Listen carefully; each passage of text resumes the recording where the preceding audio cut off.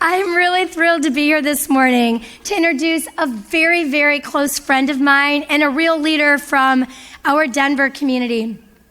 Albus Brooks served on Denver City Council, and during that time period, he worked on many significant legislative policies, including helping to co-create Denver's first and Colorado's largest affordable housing fund. In addition, he worked on bringing universal access to preschool to our citizens. On top of that, though, Albus is deeply committed to a platform of equity, inclusion, and justice. He believes that these are the platform to help rebuild American cities.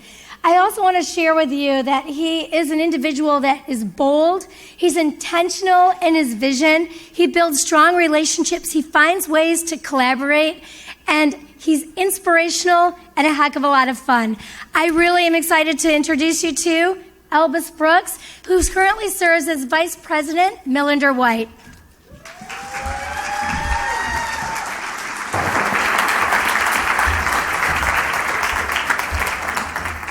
IDA, are y'all awake? Y'all better wake up. I'm excited to be with you this morning and talk about rebuilding our American cities. I want to take you back to 2001. I was just out of the University of Colorado, and I was a football player. I thought I'd be in the NFL, but an ACL tear took that away. And the guy behind me signed a $10 million contract, so it was a pretty depressing day for me. But it allowed me to be and go after my passion and my calling, which is young kids of color who are disenfranchised in our community. So I went into this community where graduation rates were low, where entry into prison were high, where pregnancy rates were high, and I wanted to change the narrative. And so I entered in with a nonprofit program, and we began taking these young kids to the mountains to begin to get a new vision for their life, to get a new purpose for their life. One of the young men I will never forget, his name was Aaron, 6'5", 220 pounds, 10th grader, never forget him. He was actually a gang member, but there was something about him, a twinkle in his eye. He believed in more. He wanted more of his life. We had a great week at camp, and at the end of the camp, he started tripping. He started wilding out a little bit, and I was nervous. And we got a chance to sit down and talk, and he said, Albus, why the hell did you bring me up here? You allowed me to have a vision for my life that I can't even attain. You see, because when I go back to town, I'm going back to a city with gang-infested streets, a city where there's no hope for me. I'm going back to a home where I'm not believed in and my mom's on drugs. Aaron lived in Denver, an economically prosperous city, and he saw no hope for himself. Our cities are broken, y'all. To be in a city like Denver and not see hope for yourself is broken. But why are our cities broken? What are the systems that made Aaron believe there was no hope for him in a prosperous city? Let's dig into that. Today we're going to talk a little bit about these systems, these racist systems, these sexist systems. And we're just going to talk about one policy, because I could give you 400 years of why this exists. But let's talk about one of them. One I know really well, because my grandfather got a chance to fight in World War II. Well, actually, African-American soldiers were not allowed to fight in World War II except towards the end. They were digging latrines for white soldiers. But we go over there and we win the war. We defeat the Nazis. It's incredible. Americans wanted to show their respect and their love and appreciation for these soldiers. So what did they do? They created something that we all believe in, the GI Bill. Benefits for these soldiers who fought, except for a million African American soldiers. They were denied their benefits.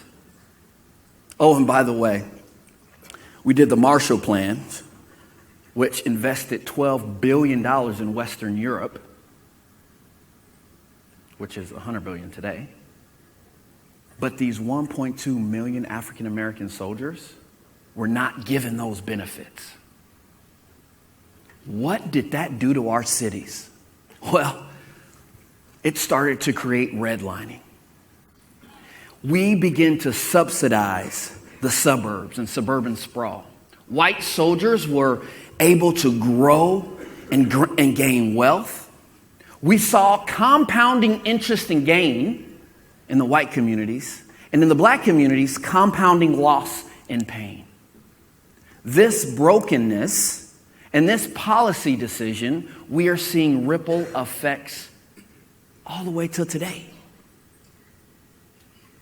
This is the brokenness that is happening within our community. So, what do we do about it? I think there are many questions that we as city leaders, you as city leaders, need to start thinking about. Because I believe the way you view your city shapes the way you serve your city. And if you don't understand the historical context of what has happened to systematically divide our cities, you are complicit. You are complicit to those same racist and sexist policies. So how do you see your city? How do you view your city? I want to offer you today a new way to look at rebuilding our cities. A new vision. Shalom. Now, I'm not preaching up here this morning, even though I was ordained about 20 years ago. But there's something about this word shalom that is powerful. That three of the largest religions of the world use. Shalom is this whole, healthy, and well. Shalom is restoration. Shalom is about repairing the breach. Shalom is much more than peace and prosperity, although it does mean that, and it does mean peace and prosperity for all. But to truly seek the shalom of the city means to seek every little shadow of your city and make sure it's prosperous, peaceful, and whole.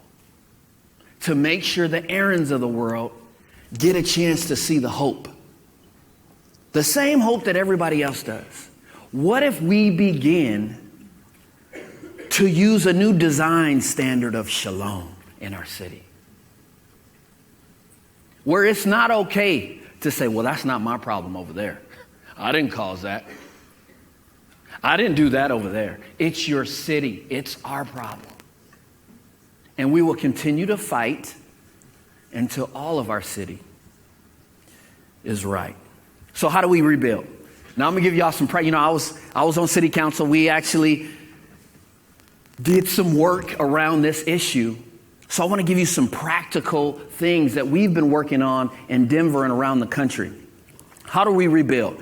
It has to be a new plan, and that plan needs to have a lens with equity. Equity does not mean we talk about it. Equity means it's action.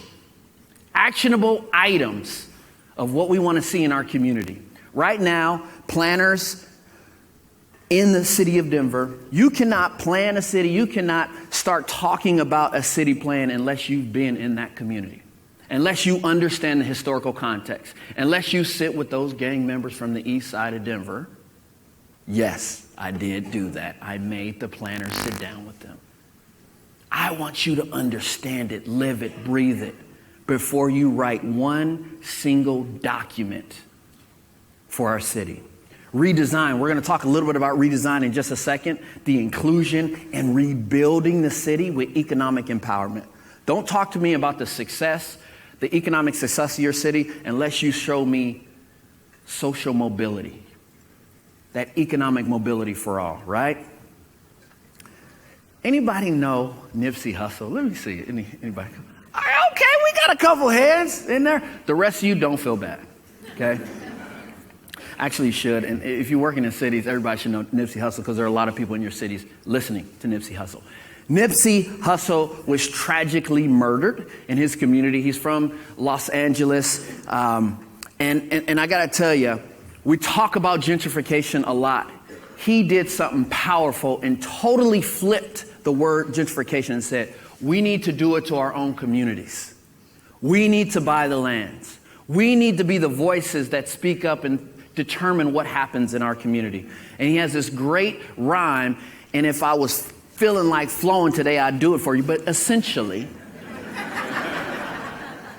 he says, the same person that used to call the cops on me, I now have bought the whole block, and now he's a tenant in my building paying me rent. And I love the model from two perspectives. From the community perspective, saying you can own your own stuff. Community ownership matters.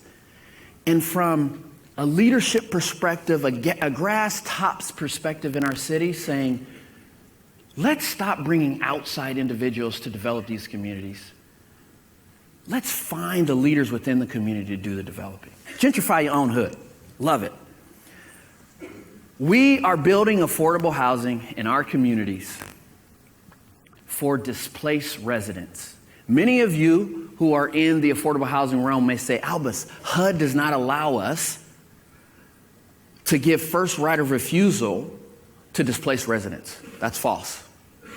Portland has already passed a waiver. San Francisco has passed a waiver. Denver will be passing a waiver by the end of this year. We need to build housing for those who have been displaced. They are a part of our community and our story. Let's make sure we have a plan to do that.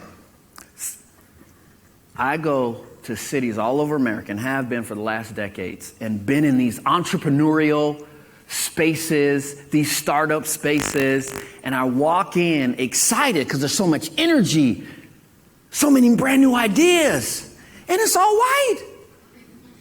I'm like, wow, this is an all-white city. I never knew that. Because your statistics say it's 60% African American, it's 30%, it's 20% Latino. Why is it all white in here? Because we're not being strategic. We haven't taken equity, inclusion, the brokenness in our community seriously.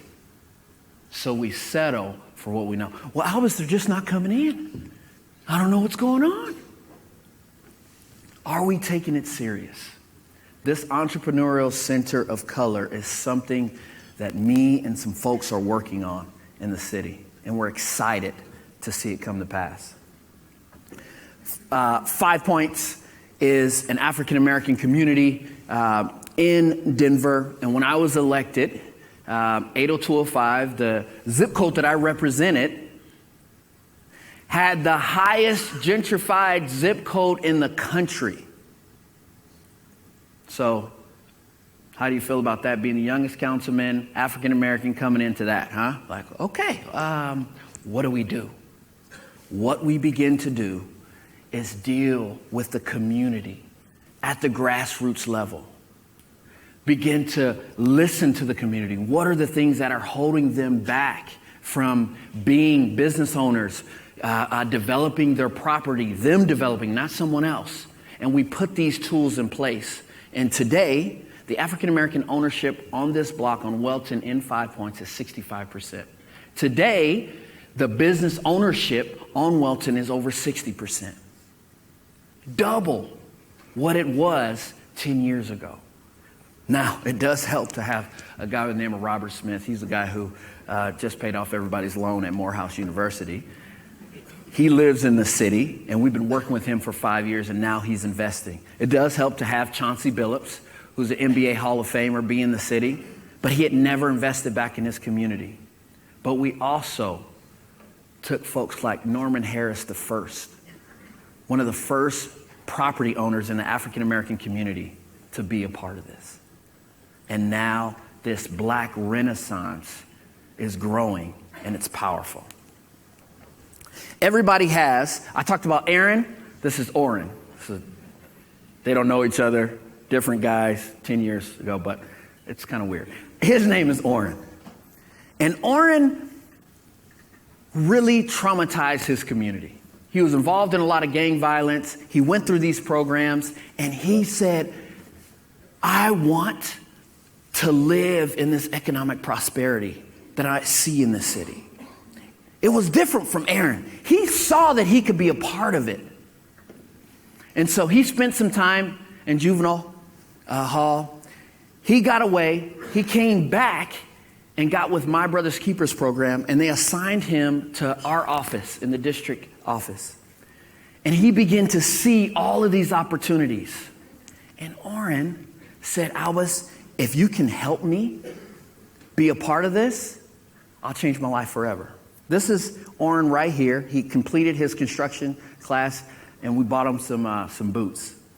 Now, you're looking at him smiling. Let me tell you, if you saw this kid 3 years before, he was not smiling. He was terrorizing the streets.